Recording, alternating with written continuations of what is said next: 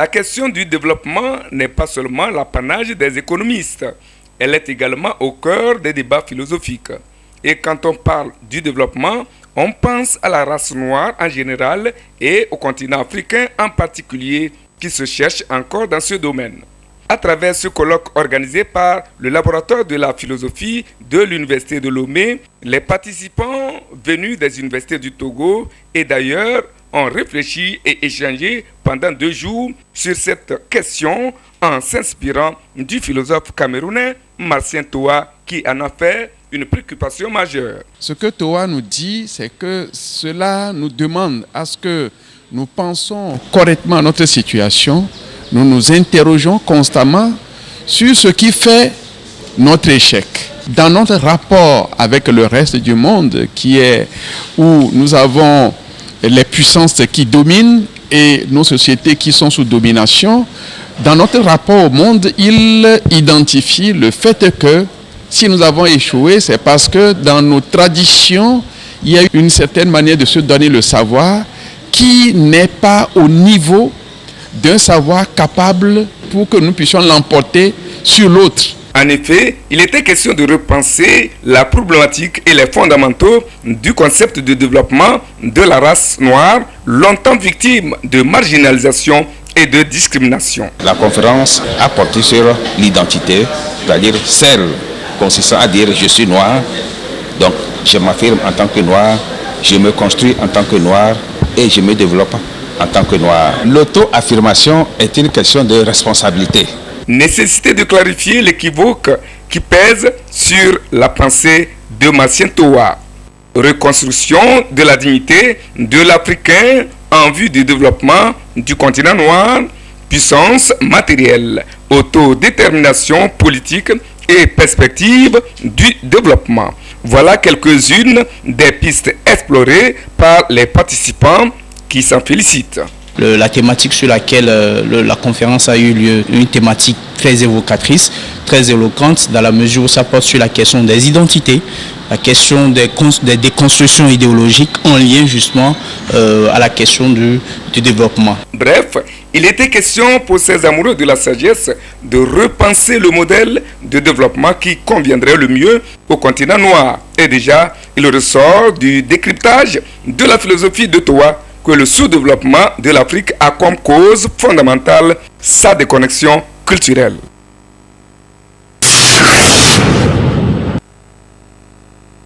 La maladie d'Oreillon fait parler d'elle ces derniers mois à travers le pays.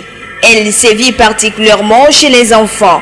La préfecture d'Aguenivé a enregistré plusieurs cas selon la directrice préfectorale de la santé. Nous avons enregistré depuis le début de l'année un nombre de plus en plus élevé des cas d'oreillons dans la préfecture. C'est inhabituel.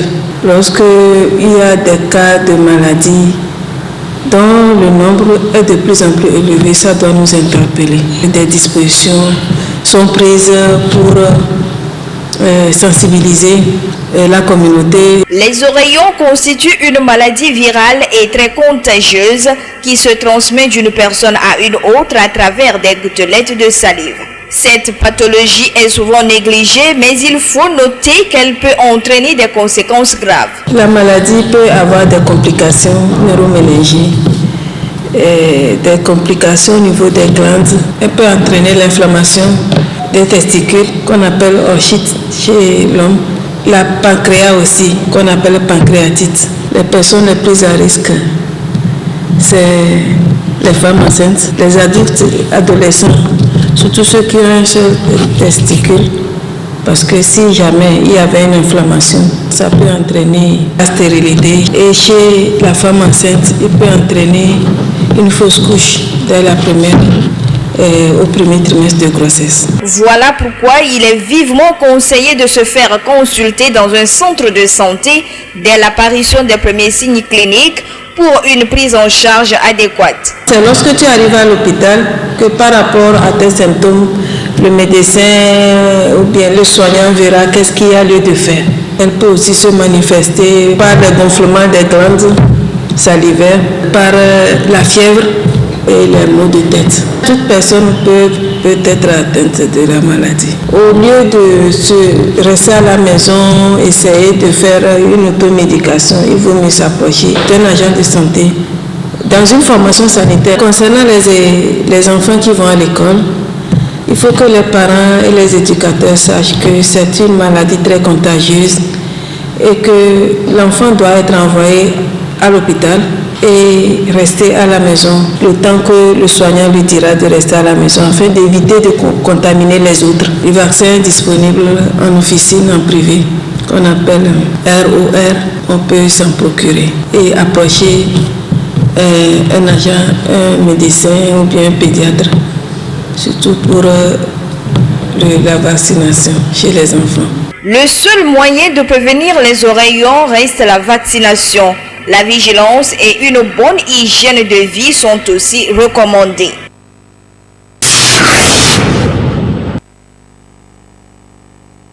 Cyclones, sécheresse, irrégularité des pluies, inondations sont entre autres des conséquences des changements climatiques. Ces aléas climatiques ont un impact sur le rendement agricole. Face à cette situation, il urge de prendre des mesures alternatives d'adaptation. Et comme mesure alternative, l'utilisation des semences améliorées. Nous recommandons que lorsque deux grandes pluies qui peuvent atteindre 20 mm arrivent à se suivre, surtout quand on est en mars-avril, dans la partie méridionale, c'est le démarrage de la campagne.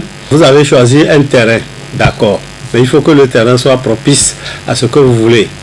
Bon, si nous prenons toujours notre culture baromètre au Togo, je veux dire le maïs, nous avons plusieurs variétés. Il y a les variétés à cycle court, les variétés à cycle intermédiaire et puis les variétés à cycle long. De cycle court, c'est la famille des TZEE, dont le cycle tourne autour de 85-90 jours. Bon, intermédiaire, c'est entre 90 et 100 jours. Et puis, bon, le cycle long va jusqu'à 110, voire même 120. C'est pour que l'on puisse bien caler sa production. Toutes les variétés, s'il y a une poche de sécheresse, il faut que la poche de sécheresse soit traversée. Ça, c'est très important. L'autre aspect important à ne pas négliger dans la pratique agricole est le respect de la gestion durable des terres. Pour récolter et pour bien récolter, il faut savoir à quel moment tu as semé. Quand est-ce que tu vas sarcler? On fait le sarclage, on apporte l'engrais NPK entre 15 et 21 jours. Ensuite, on reviendra pour apporter de l'urée pour pouvoir faire le bionnage. Et puis ça permettra alors au maïs de bien se porter et ainsi de suite. Et nous disons qu'il faut toujours respecter les doses. Mais nous recommandons, ceci n'est pas facile, mais nous recommandons qu'il y ait la fumure organique, le compost. Des conseils pratiques et utiles à mettre en application pour tirer meilleur profit de sa production agricole. Soulignant que l'Agence nationale de la météorologie du Togo, ANAMET, a déjà mis à la disposition des agriculteurs des données de la prévision de la grande saison au sud du Togo. Et selon cette prévision, il est prévu entre mars, avril et mai, dans les régions maritimes, des plateaux et centrales, des précipitations normales qui évolueront vers une situation excédentaire. Par contre, dans la Kara et les savanes, une pluviométrie déficitaire à tendance normale est annoncée. Et durant avril, mai et juin, tout le pays connaîtra une situation normale à tendance excédentaire, à l'exception des savanes où les précipitations excédentaires anormales sont prévues.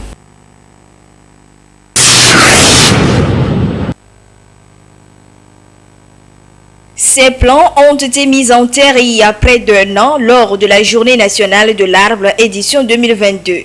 Nous sommes sur le terrain de l'école primaire publique Lamakaza dans la préfecture de Blita. Ces arbres se développent à leur rythme grâce aux conditions favorables créées autour d'eux, notamment l'entretien. Quand on ne protège pas, c'est que les animaux, les bêtes vont brouter. Ouais. Si l'arbre n'est pas protégé, il ne va pas aussi être haut comme les autres qui sont entretenus. Donc c'est dans cette optique que nous avons souvent prôné pour la protection du plan mis en terre. Même si la quantité n'est pas si grande et que c'est peu et qu'on entretient, c'est mieux que de faire des milliers de plans et ne pas entretenir. Quand je vois ce plan comme ça, mon plan, le plan que j'ai mis sous terre, qui est plus élancé que les plans des autres, je m'enrichis. Je suis très fier, très content. Il est plus élancé que tous les autres plans que nous tous nous avons mis sous terre. L'entretien et la protection des jeunes plants mis en terre sont importants pour améliorer le taux de couverture forestière. J'exhorte tous mes frères et sœurs, chers parents, à tout le public et principalement à tous les membres du syndicat Seboplat qu'après avoir fini de mettre un plan, il faut l'entretenir. C'est l'entretien qui compte.